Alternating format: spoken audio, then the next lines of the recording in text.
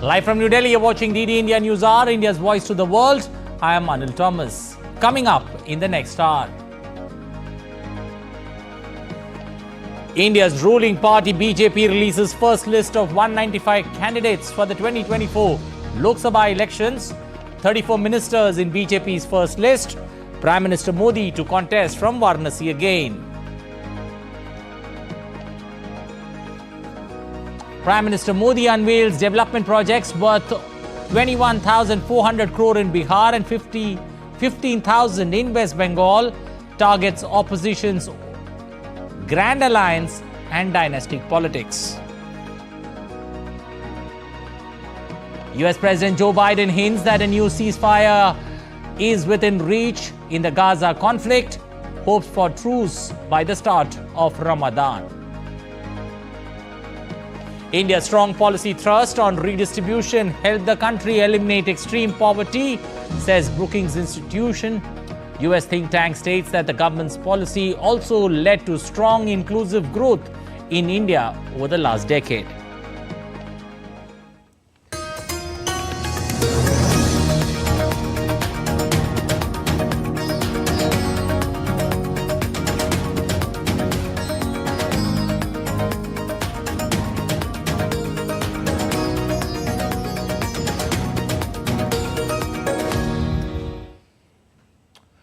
Well, India's ruling party, the BJP, has unveiled its inaugural roster of contenders for the upcoming 2024 Lok Sabha elections.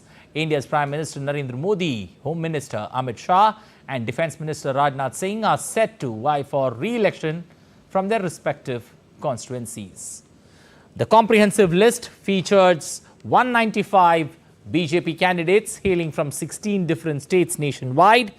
Additionally, 34 incumbent ministers have been nominated to seek re-election, underscoring the party's commitment to continuity and experience.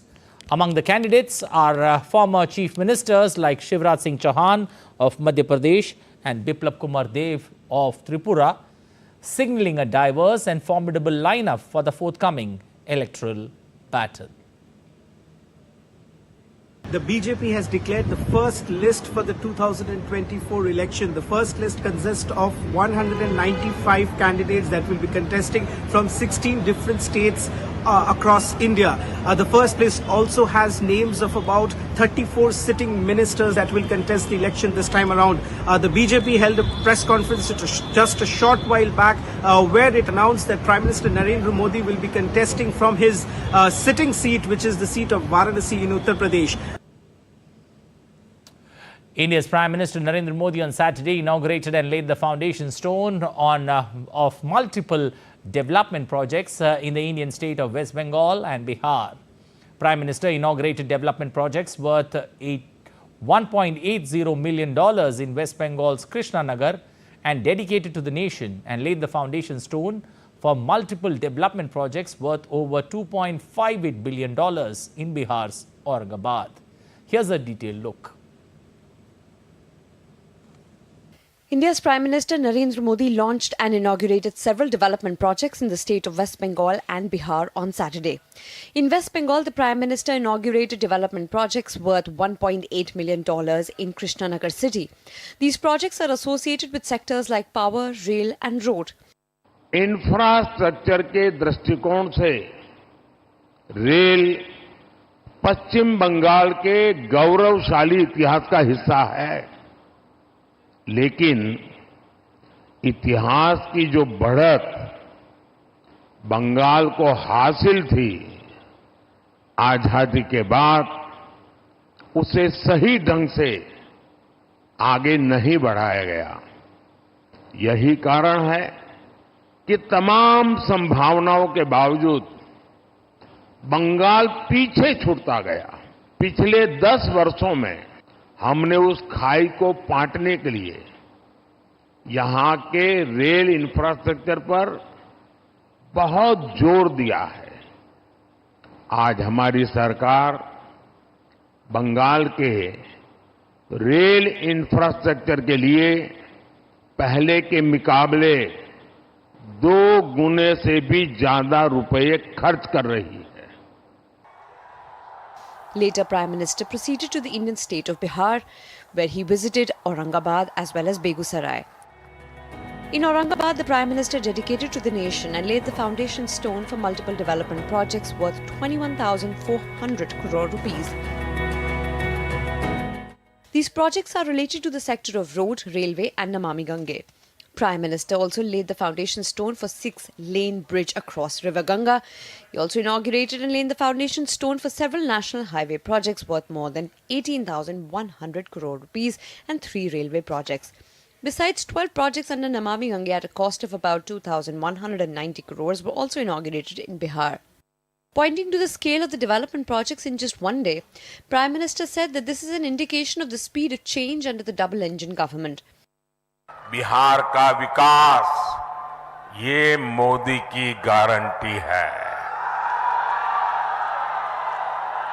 Bihar में शांति और कानून व्यवस्था का राज ये मोदी की guarantee है।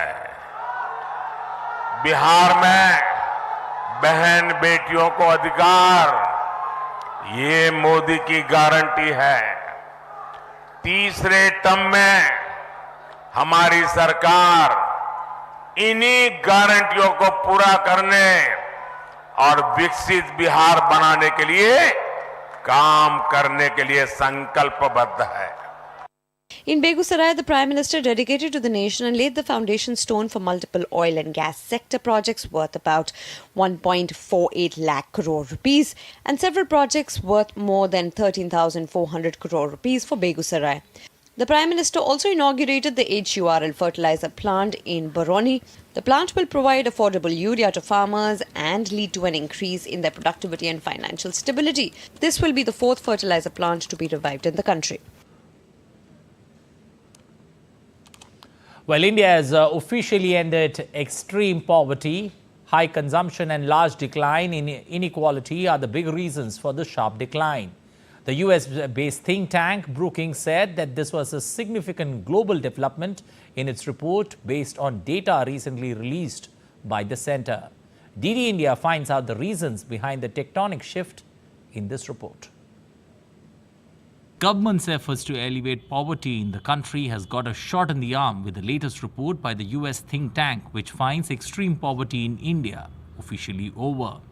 A sharp decline in headcount poverty ratio and stark increase in household consumption has led to the turnaround in India's development story.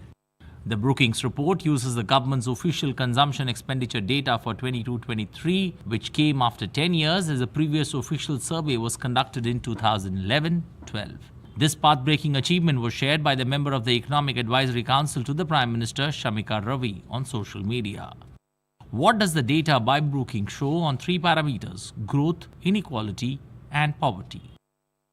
On the growth front, since 2011-12, real per capita consumption has grown by 2.9% per annum, rural growth by 3.1% per annum, which is significantly higher than the urban growth of 2.6%. Inequality. An unprecedented decline in both urban and rural inequality. The urban inequality declined from 36.7% to 31.9%. The rural inequality declined from 28.7% to 27%. Poverty. High growth and large decline in inequality have combined to eliminate poverty in India. The headcount poverty ratio, or HCR, the proportion of a population that lives below the poverty line, has declined from 12.2% in 2011-12 to 2% in 2022-23. Rural poverty stood at 2.5%, while urban poverty was down to 1%. The report attributes the elimination of extreme poverty to the government's strong policy thrust on redistribution, which has led to strong, inclusive growth in India over the last decade. This includes a national mission for construction of toilets and attempts to ensure universal access to electricity, modern cooking fuel, and piped water supply.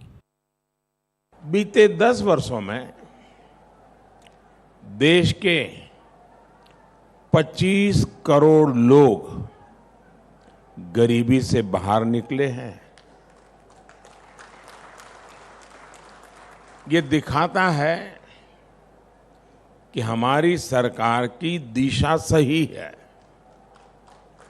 नीतियां सही है, निर्णय सही है और उसका मूल कारण नीयत सही है. Official data now confirms that India has eliminated extreme poverty as commonly defined in international comparisons. This is an encouraging development with positive implications for global poverty headcount rates. Bureau Report, TD India. Well, Indian economy is heading north as the growth story hits top gear, notching its fastest pace in 6 quarters. Asia's third largest economy grew 8.4%, with China struggling to recover after the pandemic and the Eurozone narrowly escaping a recession. What does it mean for India? Mihir Makuri does some number crunching to get us the details. Latest growth numbers portray a promising outlook for India's economy, which has experienced a remarkable upswing. In the last quarter of the previous year, India's economic growth surged to over 8%, exceeding all forecasts made by economists. Hailing India's economic growth and its potential, Prime Minister Modi wrote on X, and I quote, "Robust 8.4% GDP growth in Q3 2023-2024 shows the strength of Indian economy and its potential. Our efforts will continue to bring fast economic growth, which shall help 140 crore Indians lead a better life and create a Viksit Bharat." Unquote. This robust economic growth has maintained India's position as the world's fastest growing economy, while China continues to struggle with recovery post-pandemic and the Eurozone narrowly avoids a recession. Plus, India has revised its growth estimate for the current fiscal year, increasing it to 7.6% from the earlier projection of 7.3%.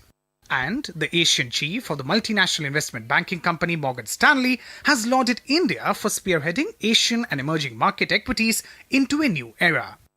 Some of the key factors propelling economic growth include: India's manufacturing sector recorded 11.6% growth in the third quarter of 2023-2024. India's construction sector expanded by 9.5% in the third quarter of 2023-2024. Investments have surged to 31.7% of the GDP. India's large and rapidly growing domestic consumer market, rapidly rising urban household incomes, Indian government's focus on structural reforms, infrastructure, and ease of doing business. India's digital infrastructure crucial for remote work and online transactions. The surge in taxes has also contributed to the unexpected jump in India's GDP. Statistics show that over $20 billion in cross GST revenue was collected during February, marking a robust 12.5% increase compared to the same month last year. Mihir Makri, DD India. Still to come on DD India News Hour. Joe Biden hopes to see ceasefire by the start of Ramadan. Hungary gives green signal to Sweden's NATO bid, ends more than 18 months of delays. UK's Prime Minister Rishi Sunak calls for action against extremism.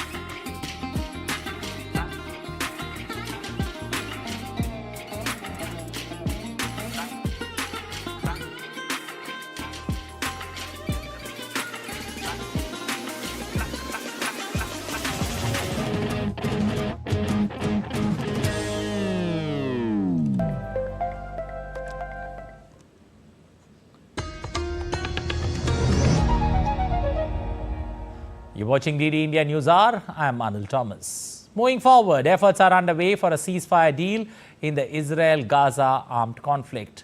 US President Joe Biden said he expects a ceasefire deal by the Muslim fasting month of Ramadan, which begins on the 10th or 11th of March. Meanwhile, US plans for military airdrop of food and supplies into Gaza. Other countries, including Jordan and France, have already carried out airdrops of aid into Gaza. Efforts are underway for a ceasefire deal in Israel-Hamas conflict. US President Joe Biden said he expects a ceasefire deal by Muslim fasting month of Ramadan. So you think there may never be a ceasefire negotiation? I'm still hoping for it. It's not over till it's over. There has to be an agreement on the timing, and they're still far apart. Joe Biden also announced that US plans for military airdrop of food and supplies into Gaza. Airdrop would take place in the coming days, but offered no further specifics. Other countries, including Jordan and France, have already carried out airdrops of aid into Gaza. And we need to do more, and the United States will do more. In the coming days, we're going to join with our friends in Jordan and others in providing airdrops of additional food and supplies. Additionally, US is going to redouble efforts to open up a maritime corridor into Gaza to bring hopefully large amounts of humanitarian aid by sea. Matter of fact, as the President just announced, the United States will carry out airdrops of aid into Gaza in coordination with our international partners, particularly Jordan, in the coming days. We're also going to redouble our efforts to open up a humanitarian maritime corridor to deliver amounts of humanitarian assistance by sea, hopefully large amounts by sea. Aid continues to reach Gaza. Several aid trucks of World Health Organization and UNICEF reached Gaza on Friday. The aid delivery included medicines, vaccines and fuel. This is the first UN mission with WHO and UNICEF colleagues to the north since then, and we have brought fuel, medicine, vaccines, and specifically malnutrition food. Meanwhile, several countries, including France, Germany, have backed United Nations' call for probe into deadly Gaza incident near aid delivery. Well, for more on the story, we've got Simon Marks, DD India's correspondent, joining us from Washington, D.C. Good evening, Simon. Looking at Joe Biden's hopes for ceasefire coming as early as Ramadan, which falls on the 10th or 11th of March, does this seem in the first place possible given the present situation? Well, Anil, the clock is clearly ticking, and you heard there President Biden indicating that he's still hopeful, but he also, I think, conceded that there are enormous obstacles to overcome, especially after that incident in which at least 100 Palestinians appear to have lost their lives as they gathered around a humanitarian aid convoy under circumstances that are still being investigated. President Biden described that as a heartbreaking loss of life and a desperate situation. And the United States government understands that it makes it much harder to advance the negotiations regarding a possible hostage release and exchange of prisoners detained by the Israelis in return for the hostages that Hamas is still holding captive in the Gaza Strip. Israel is sending a delegation to Cairo on Sunday to try and advance those negotiations, but the Egyptian foreign minister is also warning that there is no daylight yet and that there is still a lot more work to be done. So I think the White House is less optimistic than it was a few days ago about the possibility of this all being wrapped up in time for Ramadan, but it's certainly something that they're still striving for. Well, also with regards to two developments on two fronts. One, with regards to the US carrying out that first airdrop of aid into Gaza, and also how are those captive families, especially of Israelis, how are they coping with the present situation? Yeah, well, with regard to the airdrop, we can now confirm that the first American airdrops of humanitarian assistance into the Gaza Strip have taken place within the last few hours.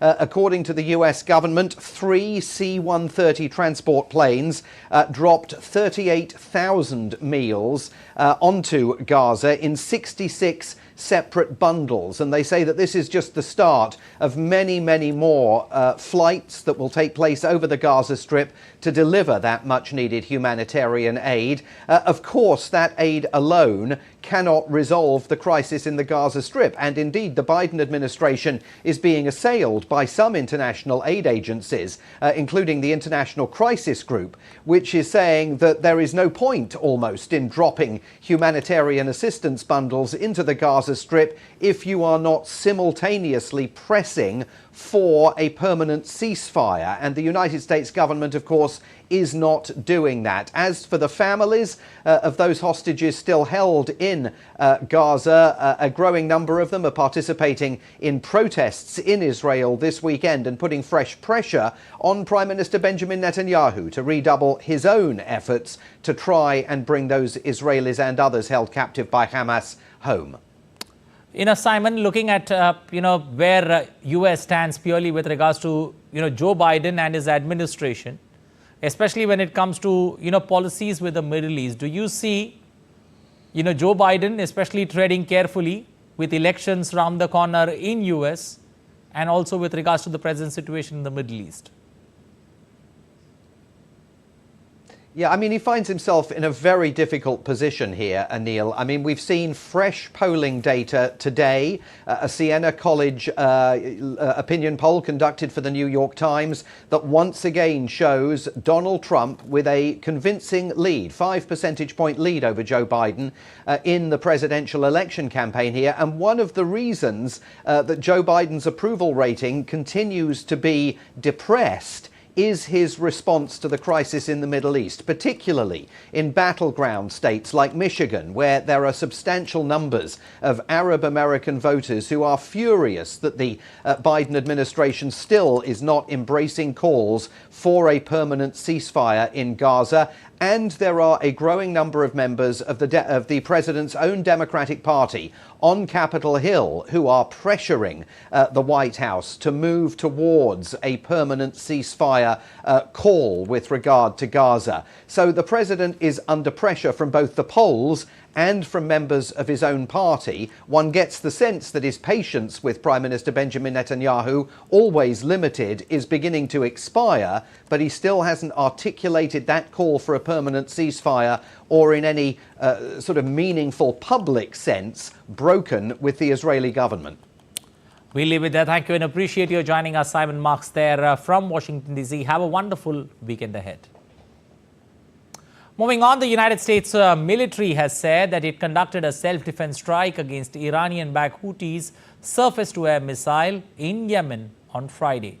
According to the U.S. Central Command, the missile was prepared to be launched from Houthi-controlled areas of Yemen towards the Red Sea and presented an imminent threat to the U.S. aircraft in the Red Sea. The strike comes amid heightened tensions in the region, where Houthi fighters have carried out attacks on commercial and military shipping since November. The Houthis initially said that they would target Israeli-linked ships, but later expanded their targets to include vessels linked to the United Kingdom and the United States. British Prime Minister Rishi Sunak has raised an alarm over a rise in extremism and crime. This is endangering the nation's multicultural democracy. In a late Friday statement, Sunak urged unity and shared values to counter polarizing tendencies, stressing the necessity for communities to live harmoniously with a collective commitment to the country. We are a country where we love our neighbours and we are building Britain together. But I fear that our great achievement in building the world's most successful multi-ethnic, multi-faith democracy is being deliberately undermined. There are forces here at home trying to tear us apart. Since October the 7th, there have been those trying to take advantage of the very human angst that we all feel about the terrible suffering that war brings to the innocent, to women and children. Well, over the weekend, Republicans in several states will get their chance to choose who they want to be their party's presidential nominee. Donald Trump is a clear frontrunner, having won each primary and caucus contest so far. This weekend's voting will be the last chance for challenger Nikki Haley to build momentum heading into Super Tuesday. DD India's US correspondent William Denslow has the latest. Friday through Sunday, registered Republicans in the District of Columbia, where the White House is located, will have their say on who they want to reside there for the next 4 years. The Republican Party is also holding caucuses in the US states of Michigan, Missouri and Idaho over the weekend. Michigan has already held its presidential primary, which saw Donald Trump handily beat Nikki Haley by over 40 percentage points. 16 delegates were up for grabs in that contest, and Saturday's caucus will determine how the state's remaining 39 delegates will be allocated. For several months, the candidates will crisscross the nation ahead of the Republican National Convention in July, where nearly 2,500 delegates will gather to confirm the party's presidential nominee. That person will then likely square off against Joe Biden in the presidential election on November 5th. Despite finishing behind Donald Trump in all state contests so far, former United Nations Ambassador Nikki Haley has vowed to stay in the race, at least until Super Tuesday. On March 5th, 16 states will have their say on who they want to see on the ballot come November. In New York, William Denslow, reporting for DD India.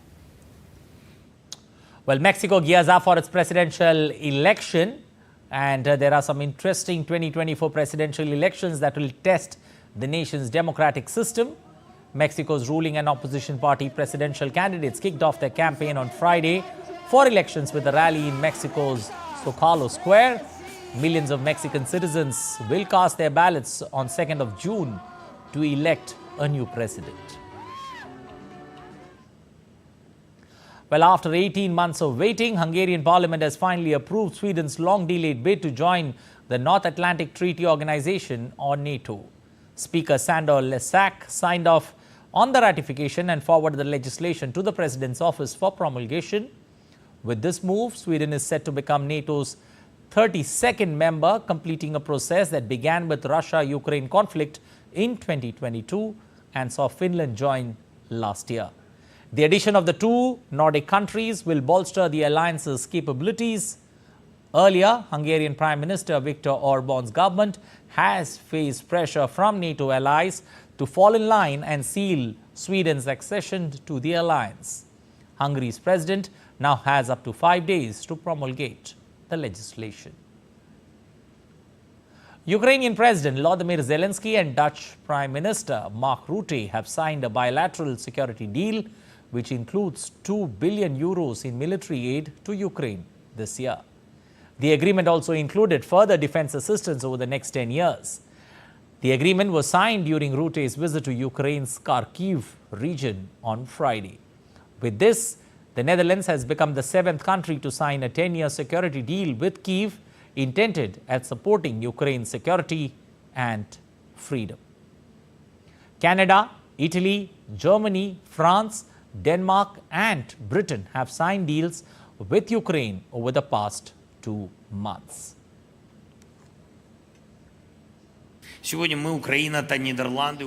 Today, we, Ukraine and the Netherlands, signed a new bilateral security agreement on guarantees and cooperation that envisages the whole spectrum of our interactions now and in the nearest 10 years.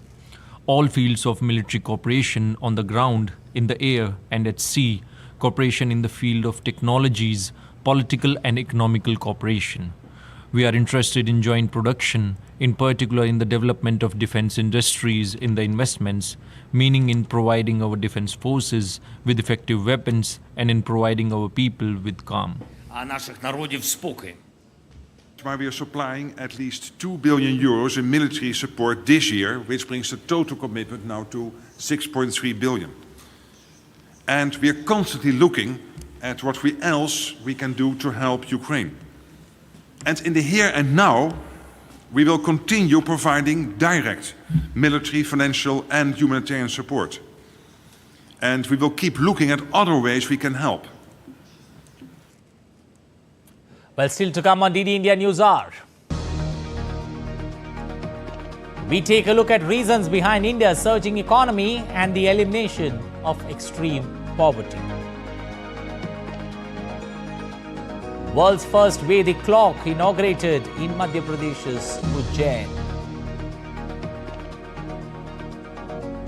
Japan assumes UN Security Council's presidency for the month of March.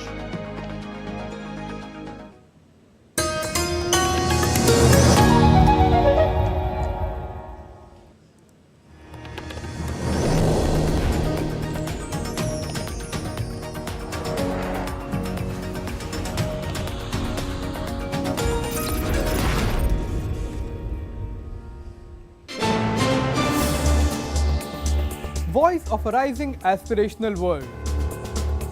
Stories of challenges, struggles and accomplishment. A world battling conflict, hunger and poverty. Embracing growth, development, science and technology. A voice of progress, a voice of unity. Watch Voice of the Global South with me, Akshay Dongre, only on DD India.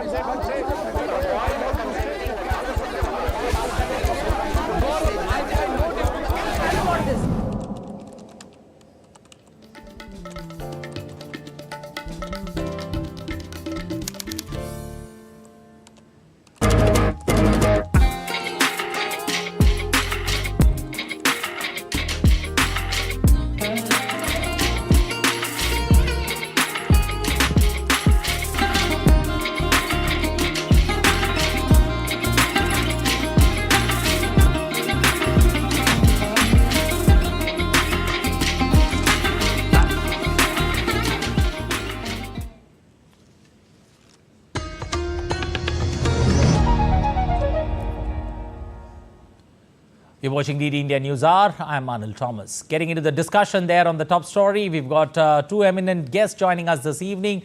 Dr. Nilanjan Banik, senior economist, and Anil Padmanabhan, senior economic journalist, joining us this evening to take these deliberations on the Indian growth story and the elimination of extreme poverty in India. Coming first to you, Mr. Banik, how does one see this data that's been presented purely in terms of challenges? Looking at the previous estimates that one have seen, how does one look at these numbers? So let me define the poverty number on the basis of which they have come to this estimate that the poverty ratio has fallen to now 2%. So if your monthly consumption expenditure in rural area is less than 789 rupees, and in urban area, if it is less than 967 rupees, then you are considered poor. And going by this definition, what has happened over the last 10 years, we see that the poverty rate has fallen from 12% to only 2%. So basically, it is a way of saying that India has almost eliminated extreme poverty. Now, this is something which is not surprising, because if you see what has happened over the last 10 years, you will find that a lot of activities, in particular the government intervention happening in the rural area. First of all, what you see is a higher amount of capital expenditure, where we see a bigger number of rural roads being built. In the year 2021, we have seen that every day close to 33 kilometers of roadway is being built in India. Now, what does that mean? It means that the village is actually getting access to the market. So when it comes to marketing their produce, the villagers are actually getting access to the market. In addition to that, we also find, because of now roads and electricity as well as internet connectivity being built in the village area, we see that there is an opportunity to do business, because now most of the people are now linked with Aadhaar card. It is they are having a bank account, and they can do digital transaction, which means that if they want to do business, they can do business sitting in their rural hinterland.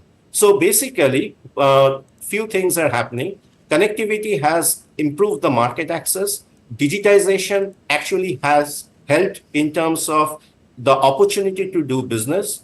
In addition to that, in terms of health indicators, if I look into the people defecating in the open, 2011-12 census was saying that almost 53% of the people did not have access to toilets. But now what we see, 99% of the rural population have access to toilet. So all these things are indicating to the fact that health conditions are also improving. Even if you look into the stunted growth numbers, that has actually improved. So when you have a better health indicator numbers, that also means that you are capable enough in terms of being a more productive workforce. So basically, you can actually go out and take up jobs, let's say in the rural areas. In terms of when the roads are being built, there is a requirement for not so skilled type of labor. Even if you look into Pradhan Mantri Awas Yojana, you find that there is an opportunity to actually work in terms of constructing urban and rural the building that we are talking about. So all this thing, if you take into account together, in terms of opportunity, creating opportunity for businesses in the rural area, in terms of connectivity with the urban market, in terms of a better health indicator, which means the rural population are also becoming more productive. All these things are actually helping to create income. And because of that, we see that the rural wage rate, in a way, has increased. And we also find that in terms of Gini coefficient, which actually measured the income inequality, the Gini coefficient between urban, if you compare between the urban and the rural area, earlier what used to happen, people in the urban area almost used to spend 91% more than what the people in the rural area were spending. But now what we see is that has come down because now rural spending has gone up. Now this ratio has fallen to 71%. So better health, better productivity, better opportunity to do income, all these are leading to a fall in poverty. Okay. Mr. Padmanabhan, has the government's strident push, especially for redistribution, that's helped, elevate consumption, especially in rural part of India, which is showing strong numbers? See, Anil, the redistribution that this government has undertaken in the last decade is largely been influenced in the latter 5 years because of the COVID impact. Okay. And the free food grain distribution that we saw it helped immensely in mitigating the fallout of the COVID pandemic. But the critical thing in the new consumption numbers, which you're alluding to, which is the data on which the new poverty estimates are being made by Brookings Institute, is telling us a very important thing. I just want to add it to what Mr. Banik was saying, is that the disposable incomes have gone up pretty sharply. So for the first time, the spending on food, whether it's urban or rural, has dropped below 50%. Now, food is inelastic. It doesn't move up and down when prices move up. So when disposable income expands, as we are witnessing implicitly in this data, then the expenditure on durables go up. Durables, I mean two-wheelers, three-wheelers, four-wheelers, or other consumer items, goods items that we have. That spending is beginning to take place. And within food, there's a shift away from cereals to proteins. So all these point to one simple fact, that the aspirational economy in India is beginning to take root and beginning to get flight. So, which is good news for the economy in general, for the consumer economy in particular, because the nature of the consumer economy is going to transform. It will grow vertically and horizontally. And of course, it's great news for all the people of India. Dr. Banik, when one takes a look at, the world's largest population in India, does India stand to gain or lose, with this data showing? In the world. Now, if you see in terms of the demand for our laborers, we have a huge amount of skilled laborers, because if you look into the global capability centers of most of the multinationals, these are now based out of India. So we are actually helping out most of the world services sector, be it the banking, be it the insurance, be it the management. All of this are being provided by skilled laborers which are based out of India. Now, having said that, there is a need for giving importance to primary education, because as you know that India's population is the largest in the world. So although we are seeing an opportunity getting created, because thanks to India's digital economy, thanks to India's IT sector, I think the hour has come where we should also try to pull away laborers from the agricultural and the construction sector, somehow impart skill to this type of laborers, and that should start with the primary education, because once you ensure that the primary education system is in place, something which has happened with respect to South Korean and Japanese economy, because they put an emphasis on the primary education, and the outcome of that we can see over a period of next 30 or 40 years, they become a developed country. Okay, Mr. Padmanabhan. Same thing should happen with India as well. Yeah. Mr. Padmanabhan, when one takes a look at India, what is that, that shields India's economy from these global headwinds that we see many countries like Japan, UK, all getting, even China getting affected? See, Anil, we need to trace that to the COVID, impact of COVID. COVID impacted every country in the world. Nobody was spared, including the developed countries like United States. Most of these countries reacted very differently. They adopted a stimulus approach where they stimulated the economy with loose money. And the end result is, of course, rampant inflation, which we saw over the last 2 years. Basically, it has peaked out. In India's case, the strategy they adopted was to keep the gunpowder dry and use whatever limited fiscal resources they have to ramp up capital expenditure in the economy. So the capital expenditure has grown almost trebled in the last 3 years. And as a result, it has generated the kind of unexpected growth that we are witnessing. For the simple reason that capital spending is always got a multiplier impact. The normal thumb rule is about 2.5, which means if you're spending 1 lakh crore of capital investment, you're going to have about 3.5 lakh crore of benefits, of growth benefits that will accrue to the economy. And my belief is that added to this is the digital public infrastructure that India has created, which has improved the velocity of economic activity in this country, which cannot be really measured because it's not very tangible. But all of this is combining together to see the dramatic growth numbers that we have witnessed. And the last, of course, we saw the third quarter growth of 8.4%. Well, clearly the spotlight turning very much on India, and India emerging as a beacon of hope, especially when it comes to opportunities for investors. We'll leave it there. Thank you. Appreciate both gentlemen for joining us this evening, Dr. Banik as well as Anil Padmanabhan. Well, moving forward to taking a look at some other stories now. As Japan assumes the UN Security Council presidency, that's the rotation presidency for the month of March, Japanese UN envoy Yamazaki Kazuyuki asserted that the ultimate goal is to lead a world without nuclear weapons. He was speaking at a press conference in New York on Friday. Yamazaki announced 2 featured events in the month of March under Japan's presidency. The first titled Maintenance of International Peace and Security, Nuclear Disarmament and Non-Proliferation. That's scheduled for the 18th of March. The second event, an open debate on promoting conflict prevention, empowering all actors including women and youth, which will be held on the 13th of this month. The world's first Vedic clock has been installed in Ujjain, the city of Mahakal in the Indian state of Madhya Pradesh. This clock has recently been launched by Prime Minister Narendra Modi. Now this clock is turning out to be a center of attraction not only in India but all over the world.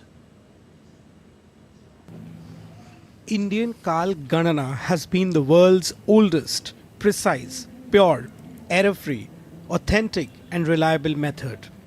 This most reliable method of time and magnitude has been re-established in Ujjain, the city of Mahakal, in the form of Vikramaditya Vedic clock. We are at the world first Vedic clock which was established in Ujjain. Vikramaditya Vedic clock is the world's first Vedic based on Indian time calculation, which has been made by combining all the components of Vedic time calculation. This Vikramaditya Vedic clock is now becoming a center of attraction for not only people of India but also becoming a center of attraction for whole world, because this Vedic clock is only one in all over the world. This Vedic clock tower built in Jivaji Vidyashala of Ujjain has been built by Madhya Pradesh Chief Minister Mohan Yadav by spending rupees 1 crore and 68 lakh Indian rupees, or from his MLA fund. Shivaji वेधशाला में नया tower बन जाए उसके लिए माननीय मुख्यमंत्री जी ने अपनी विधायक निधि से 1,68,00,000 रुपया उपलब्ध कराया। बाकी ऐप डेवलप करने के लिए 8-10 लाख का जो खर्चा है वो हमने किया। तो एक तो ये हुआ। फिर इस ऐप में जो हमने वैदिक घड़ी में जो प्लान किया था कि चूँकि हम लोगों की आदत जो है स्टैंडर्ड टाइम देखने की है, तो वो भ्रम न हो, तो वैदिक कालगणना के साथ साथ ग्रीनविच टाइम और स्टैंडर्ड टाइम इसकी सूचनाएं भी रहें। This Vedic clock has been made by Aro Srivastava, an officer in the Merchant Navy. We have made our clock based on position of sun. As you know, the calendar system, even English calendar system and Indian calendar system, is based on sun. Whenever Earth completes its one whole rotation around the sun, then we celebrate New Year. But our day is not celebrated like that. We change our day at midnight 12 o'clock. So why we change it? Why we do so? Because mechanical technology based 24-hour time system could not predict sunrise, because sun is variable, because technology has limitation. But today in digital era and digital India time, we can use digital technology and more advanced technology like satellites, GPS, internet, and we can make these type of calculations practical in front of everyone. This Vikramaditya Vedic clock is based on VST is equal to 1.25 time zone, sunrise, which is the Vedic basis. Its measurement has been done on the basis of the observatory located at Dongla. Baba Mahakal city Ujjain was once the center of time calculation for whole world, but this importance was forgotten. This Vikramaditya Vedic clock has been installed again in Ujjain. With camera person Baldev Mishra, Aditya Srivastav, DD India, Ujjain. The Indian pharmaceutical sector witnessed a significant transformation as the government inaugurated 40 greenfield plants dedicated to manufacturing bulk drugs and medical devices. Earlier, these greenfield plants solely relied on imports, and this symbolizes a paradigm shift in the Indian pharmaceutical landscape.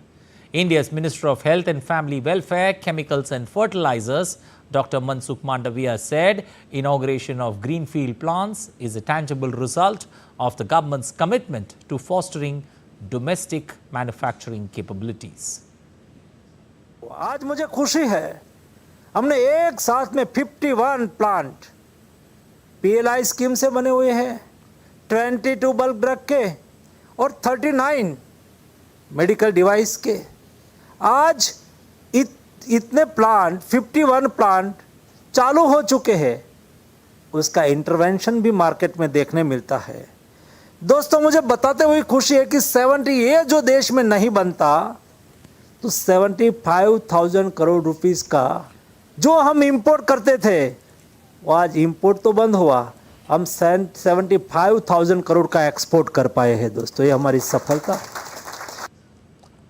India's External Affairs Minister Dr. S. Jaishankar on Saturday attended a book launch event. The External Affairs Minister spoke about India's rising stature at global level.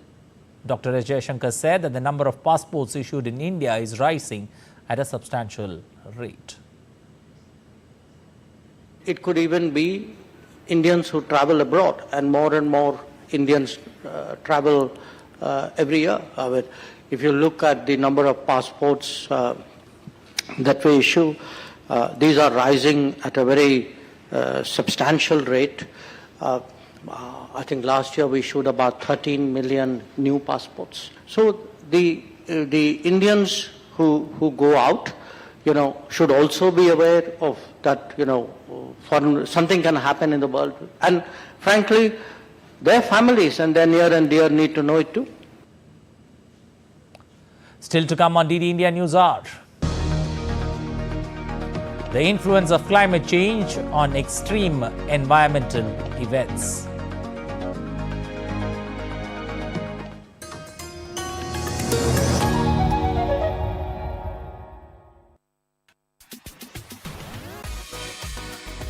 India that invents. India that innovates. India that excites. India that invites. Land of possibility. teeming with opportunities. Watch India Ideas each Thursday, 8 p.m. only on DD India.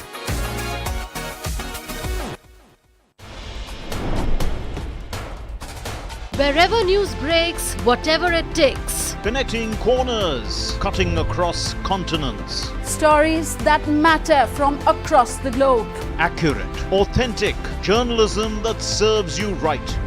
From politics to glamour, from sports to world affairs, with a fusion of aesthetics and substance. Introducing news in a new avatar. Experience the world through a new lens. Stay tuned to DD India for an exciting journey beyond borders.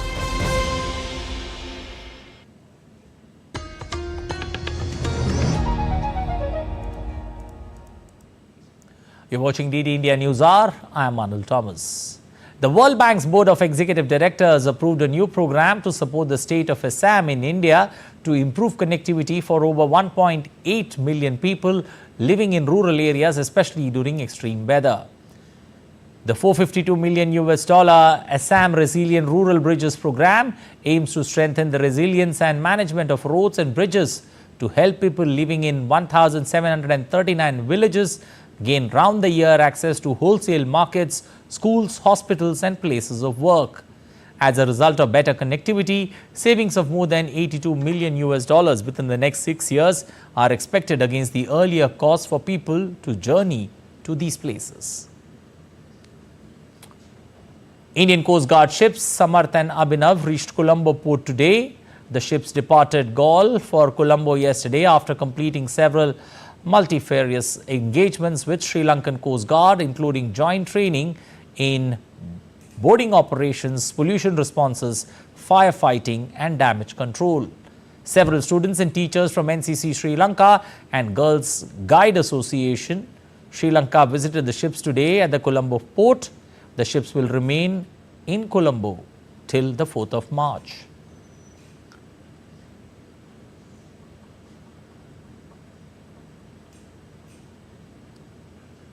The anti-terrorism unit of Bangladesh police arrested 3 members of the banned militant outfit Ansar al-Islam from different areas of Narayanganj district in Dhaka division.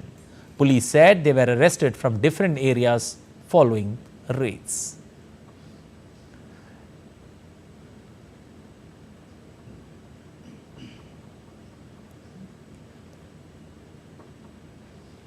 India's Prime Minister has expressed grief over the deadly fire accident that took place in Bangladesh's city of Dhaka.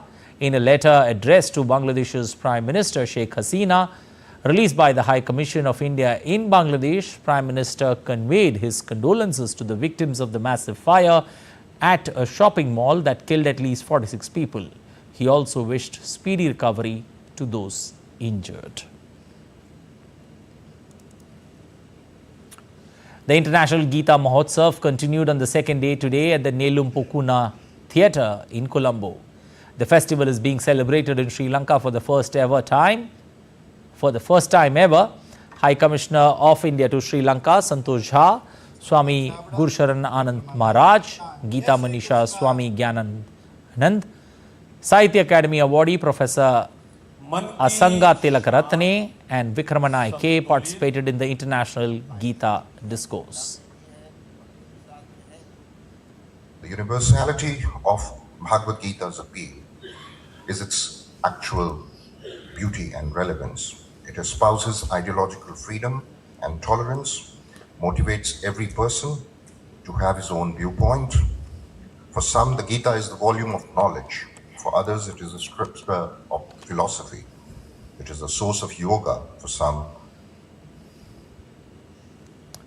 Sri Lanka's Minister for Buddha Asanas, Religious and Cultural Affairs, Vidura Vikramanayake, said that the cultural unity and diplomacy were at the center of bringing the Gita Mahotsav to Sri Lanka. Whether we like it or not, it is time for all of us to accept the cultural diplomacy, to bring the cultures together. Think of the similarities, not the differences. We always think of differences, not of the similarities. That is what made us to hold the 5th International Bhagavad Gita in Sri Lanka. Well, according to digital talent solutions provided, NLB services are the next level of business services. Religious tourism has been gaining momentum in India. NLB services CEO Sachin Alag said that religious tourism is expected to create up to 2 lakh job opportunities in the next 4 to 5 years. The CEO further went on to add that the sector is expected to grow annually at over 16% between 2023 and 2030. The segment accounts for 60% of domestic tourism and added that the inauguration of the Ram Mandir alone is expected to add nearly 25,000 jobs across multiple roles such as chef, front desk manager, housekeeping and tour guide. He said that religious tourism is expected to bolster opportunities for entrepreneurships in food service, consumer goods, hospitality, transportation, religious materials, handicraft, local textile, logistics, warehousing, packaging, among others.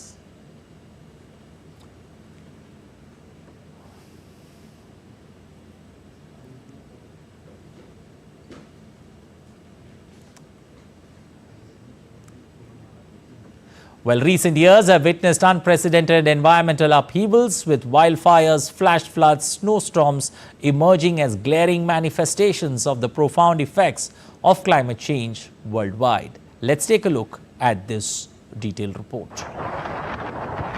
The deadly wildfire in Texas Panhandle in the United States has burned more than 1 million acres of grasslands, timber and residential areas in northern region, making it the largest recorded fire in the state's history.